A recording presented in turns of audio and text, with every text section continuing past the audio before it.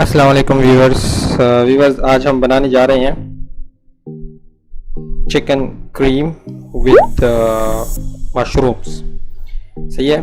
और इसके लिए हमें चाहिए मशरूम और अदरक लहसुन, इसका पेस्ट चाहिए। और ये रेनबो क्रीम है। सही है। 2 अदद मीडियम टमाटर और छोटे छोटे काट लें। ये ग्रीन चिली, सब ग्रीन चिली जो है वो छोटे छोटे काट लें। 2 प्याज चाहिए मीडियम साइज़ और उसको भी बारीक काट लें। और इसमें हमने डालना है धनिया और सूर्ख मसाला और गरम मसाला। सही है। और इसके लिए हमें चाहिए 750 ग्राम जो है वो चिकन हमने उबालने।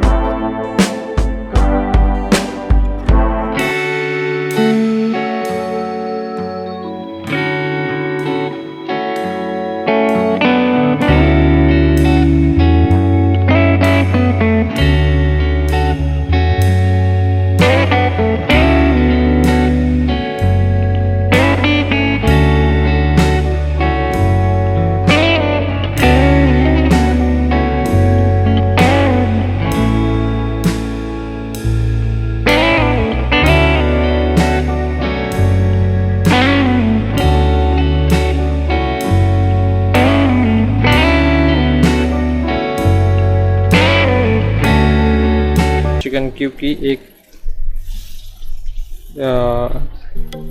क्यूब डाल दें। एक